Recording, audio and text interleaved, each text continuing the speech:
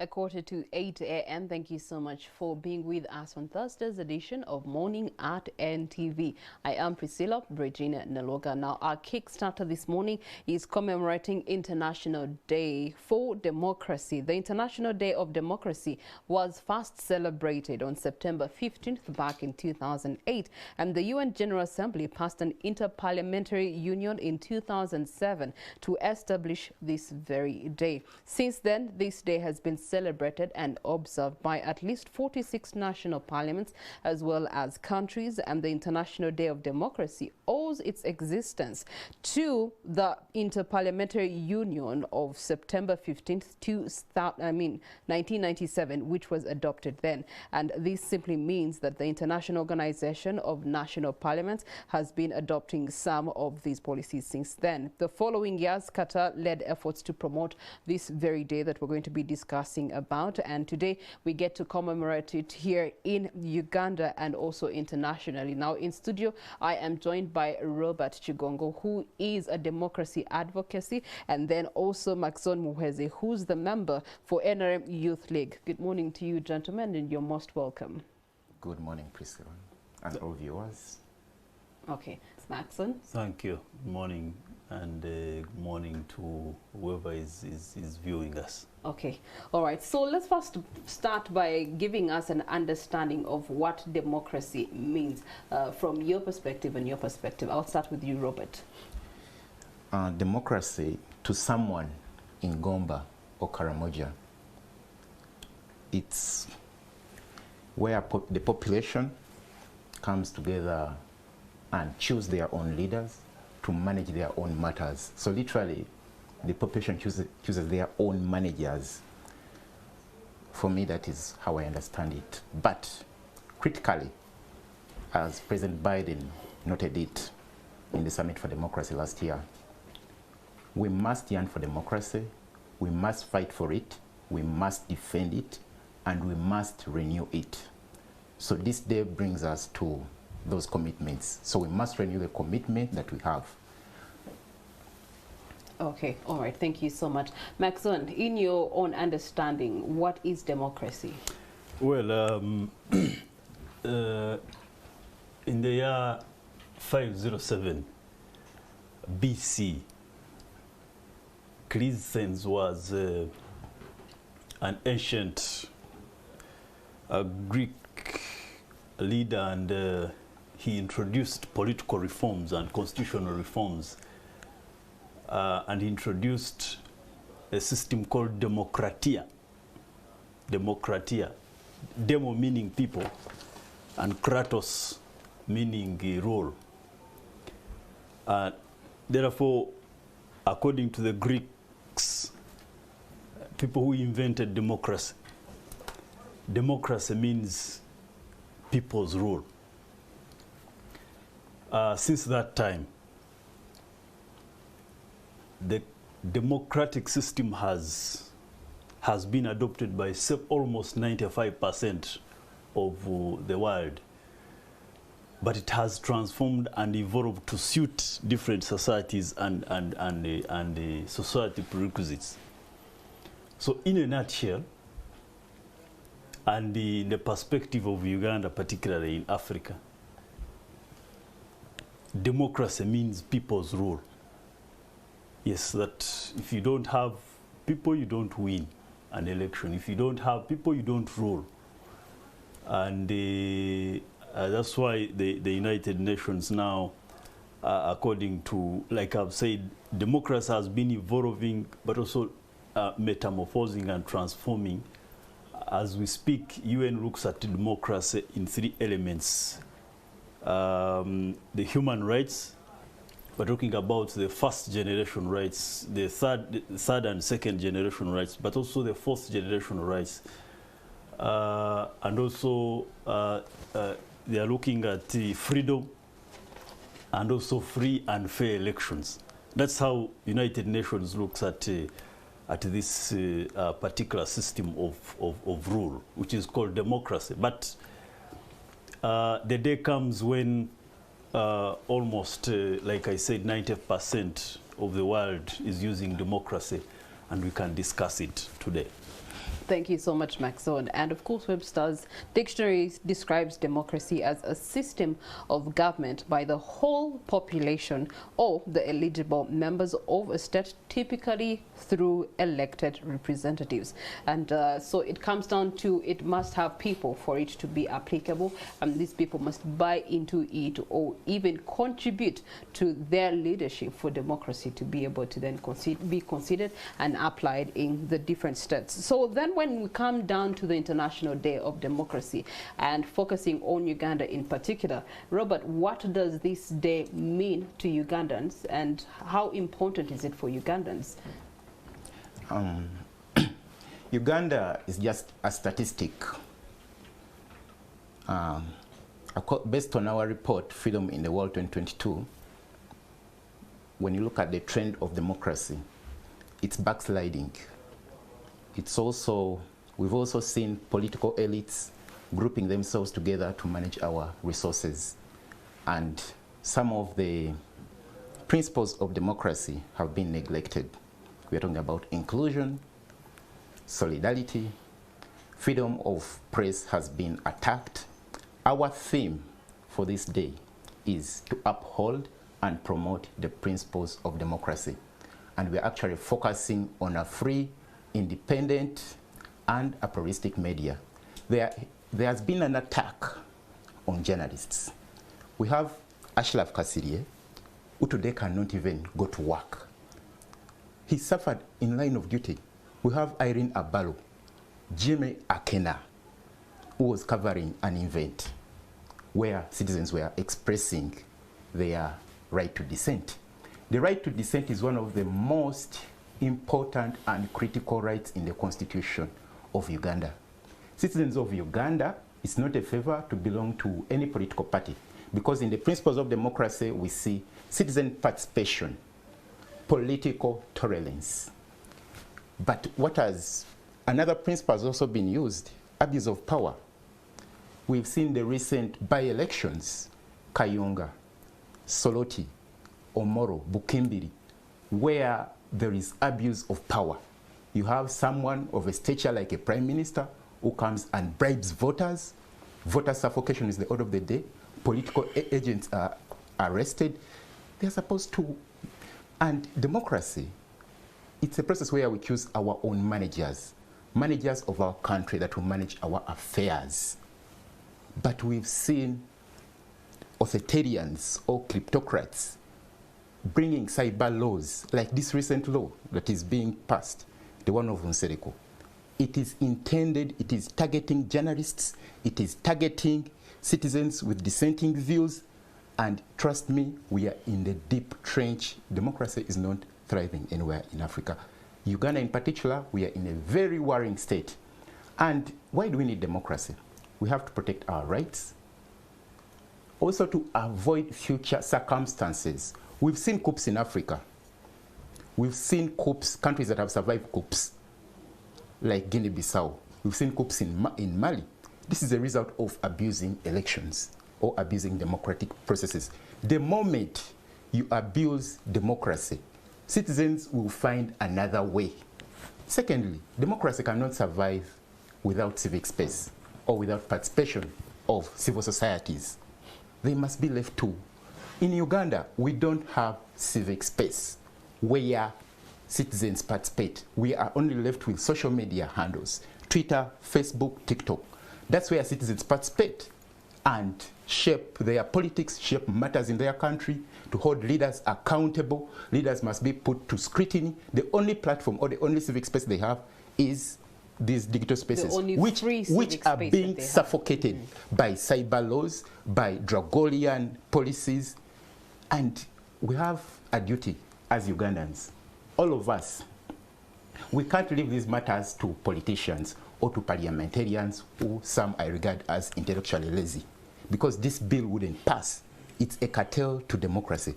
Why am I focusing on this issue? We are dedicating this day to journalists, a free press. Nelson Mandela noted it very clearly. A critical, independent, investigative journalism is the lifeblood of every democracy in a society.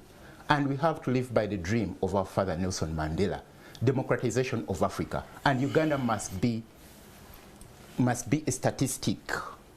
Because once you mess up democracy, you have polarized institutions like Makerere University, which is being poorly managed.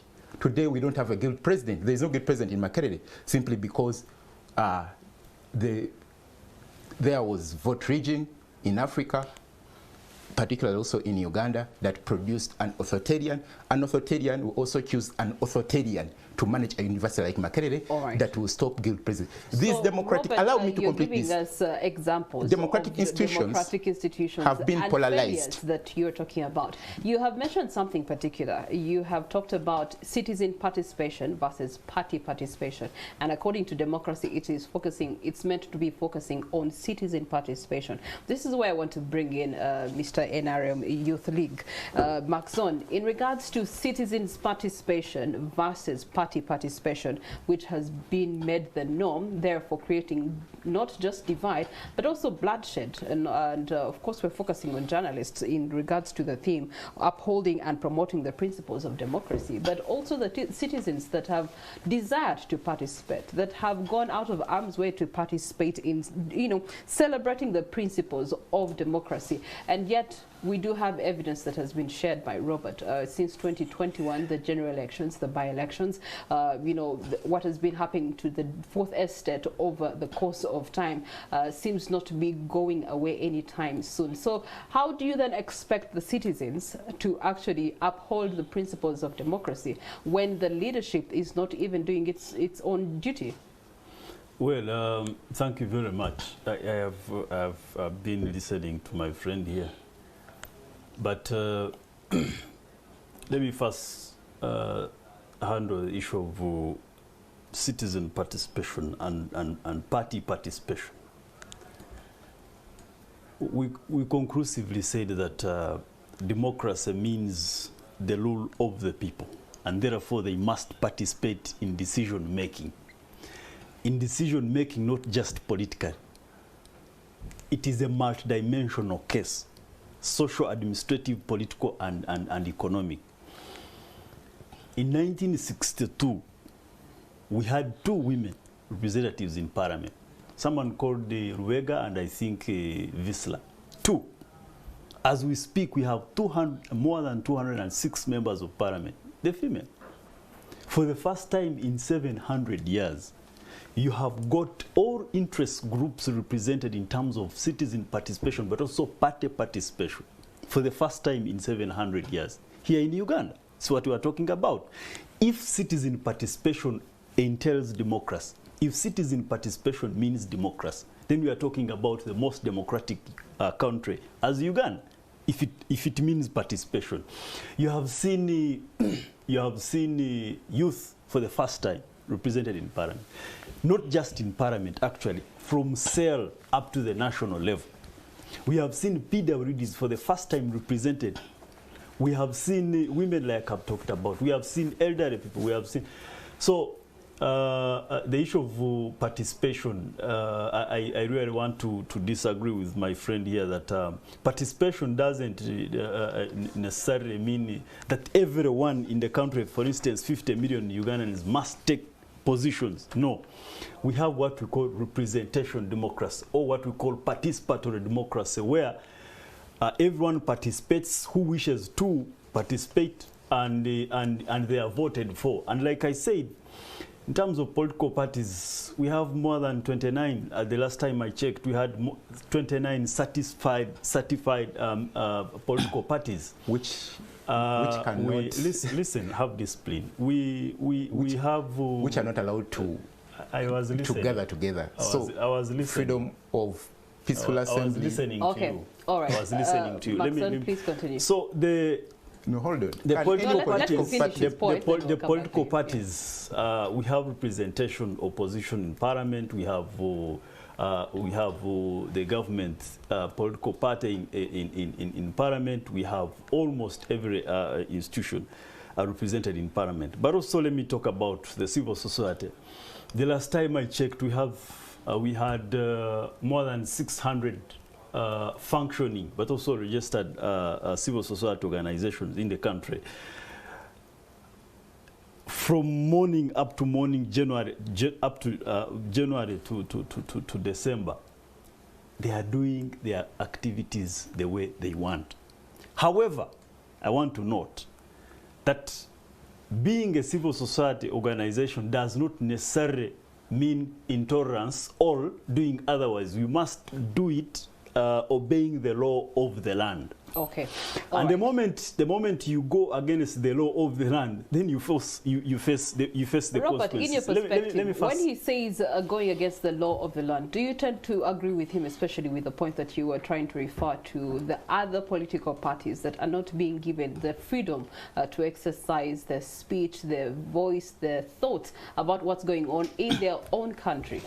One of the challenges that we have today and where we have to improve, polarization or undermining democratic institutions. And this also includes the Electoral Commission, which can no longer perform its work. You've seen elections being militarized.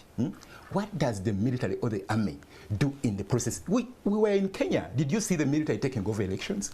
Here, it's now normal. And the media, you are also used to it. So, but it's not the media that brings the military. Let me tell you, no. No, is it the media that brings the military? We are talking about polarization of democratic institutions. You have the Electoral Commission, you have political parties, which are not allowed to assemble due to that Dragolian law or act of public order management. You have now another Dragolian law of Computer Misuse Act, Section 24A, which is curtailing them from even participating in the digital spaces. The rise of digital repression cannot even allow these political parties to flourish. These political parties also internally have been suffocated. The NRM, where it comes from, they can't even choose a chairperson. They can't even choose the SEC. They are just appointed. And they've actually carried that into the national elections. They are now appointing MPs in whichever way. So even monetization of democratic process is also killing our democracy. There's a lot of money. An MP needs like 500 millions. That's why we have political merchants in democratic processes. They purchase elections and come into parliament. What do they do in parliament? They have to pass these laws because they have to look for money. Recently, they've just received 40 millions as allegedly. You saw Honorable Kagabo of Rengo returning that money, and eventually. So the moment you have political merchants, you are actually polarizing these democratic institutions. They are no longer performing as they are supposed to be. Freedom of expression.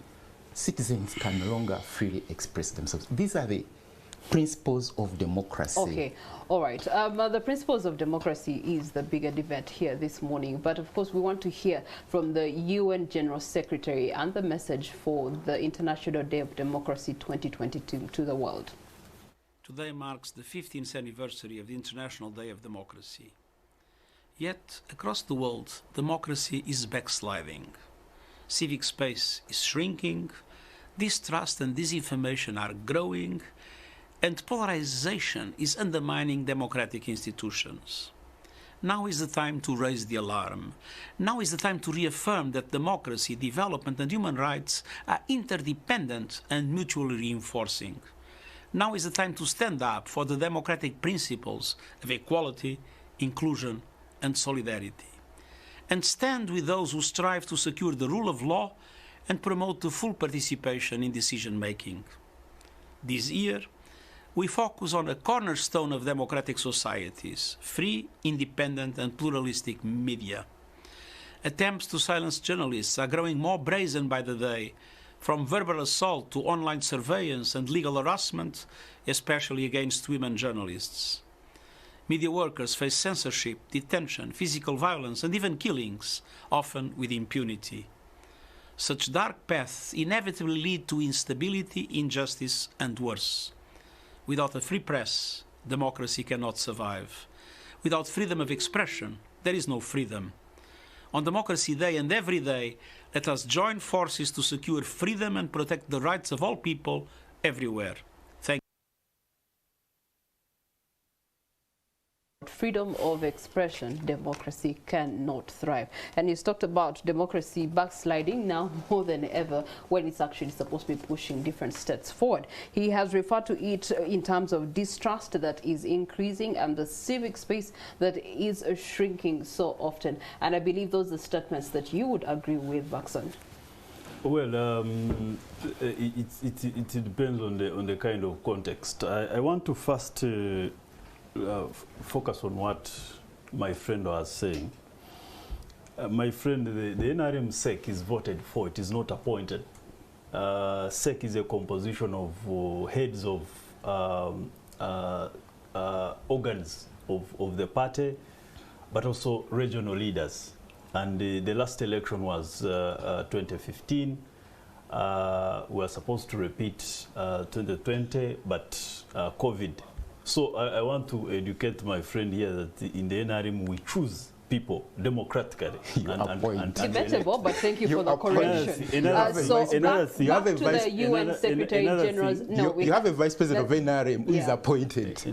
And it has gone to even to the ERA positions. They are now appointed. See, Robert, what you're doing positions. is that you're stepping into the party participation, which you are against. So let's go back to citizen participation. In regards to citizen participation, we are not having the equality. We are not seeing the inclusion. We are not seeing the solidarity that should be some of these pillars for democracy. And why is it? Why are we not seeing these things anymore, Robert?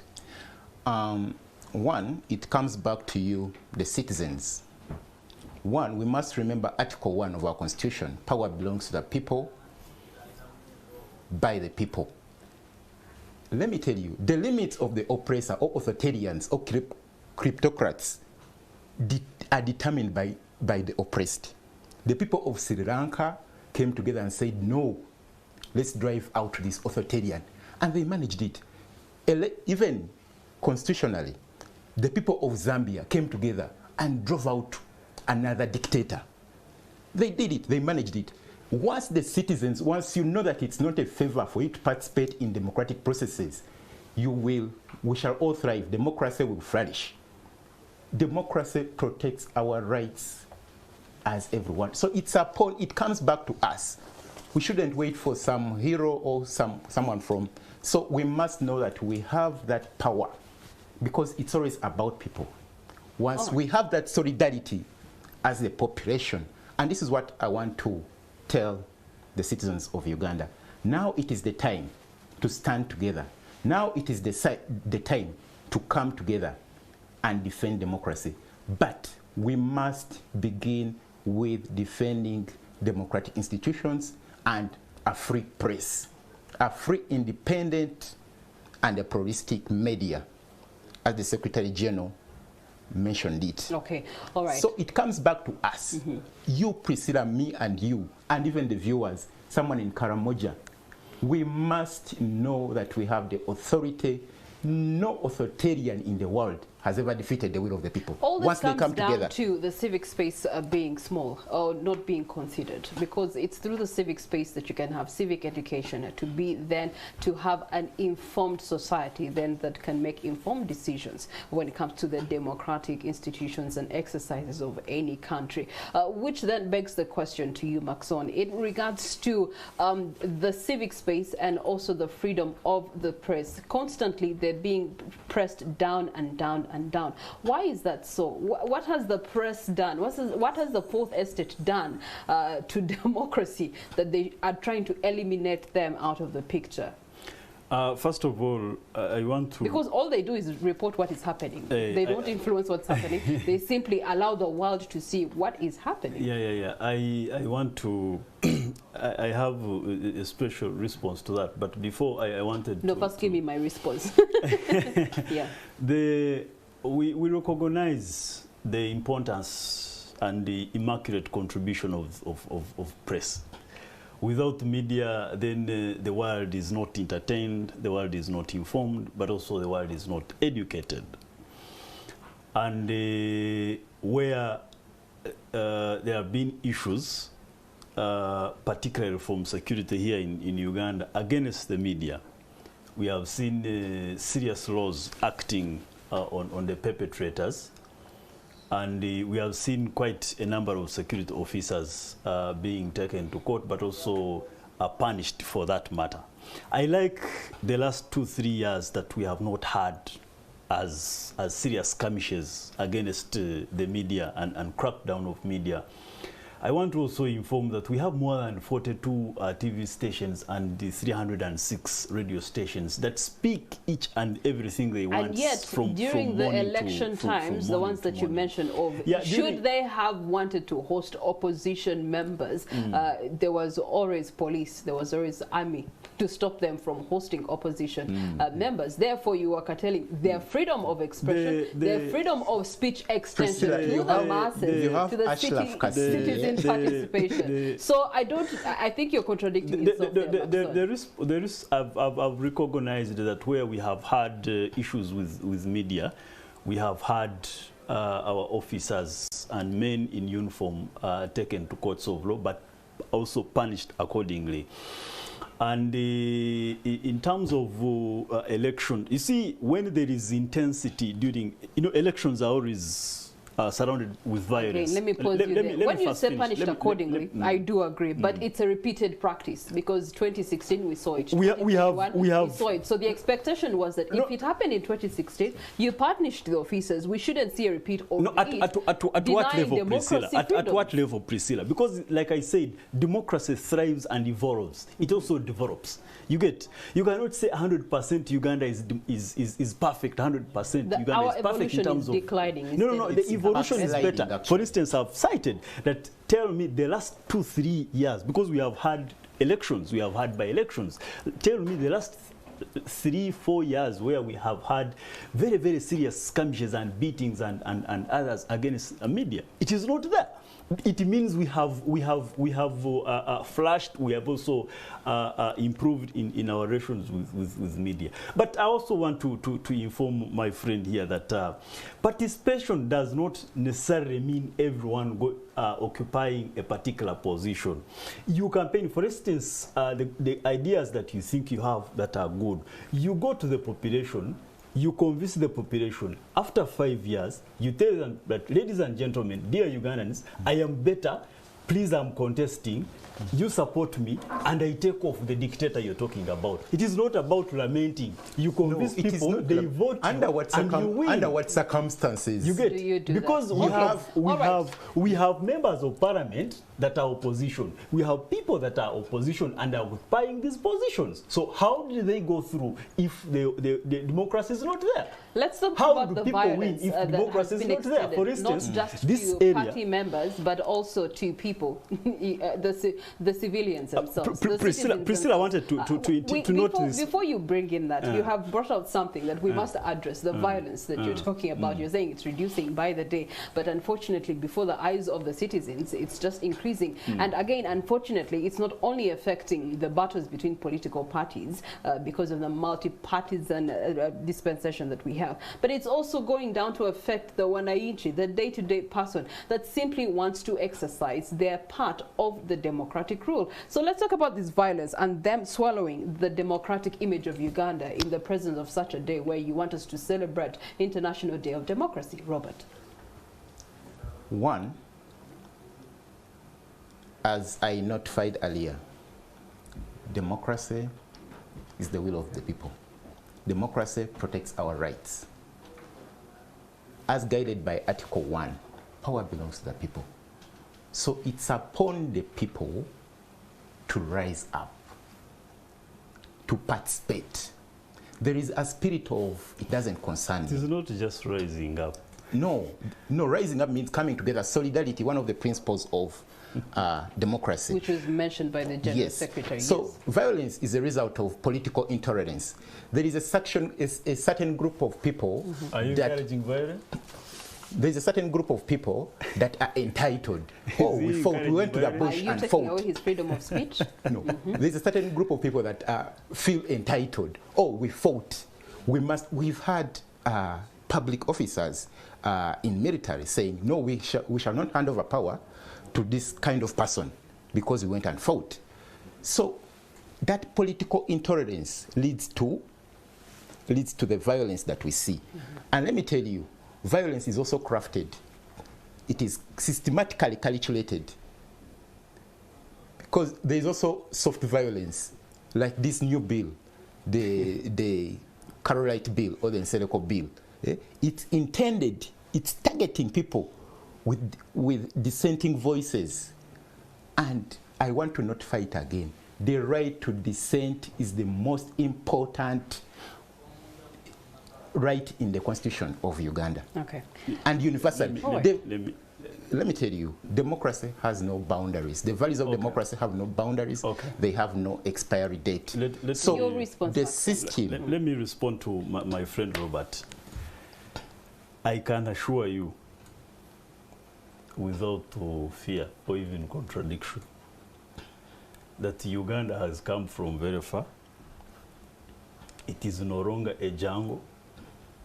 Anything you want to do must be done democratically, but also constitutionally. I agree. What I can also assure you is that there is no room for violence. Whether it is so, Macxzzon, when you say there's no room for violence, what do you describe what has been happening in the recent by-elections that we've had this year? There is, in terms of the violence that we've been seeing, police, military, just making people disappear, ambushing people, taking them, in the 21st century, you abduct people. Let me tell you. So what do you call that if it's not violence? Let me tell you. Security reacts to action. There's a reason why we don't have security here, even when it is not an election. So what was the action that they were reacting to? When you act against the laws and constitution, but also guidelines that are managing or governing a particular election, you don't expect Kenyans to come and hoover over our situation. Uganda has come from a very, very, very deep let me ask you, what were they? What was police reacting to in Soroti? It was reacting to violence. It was reacting to violence of other people and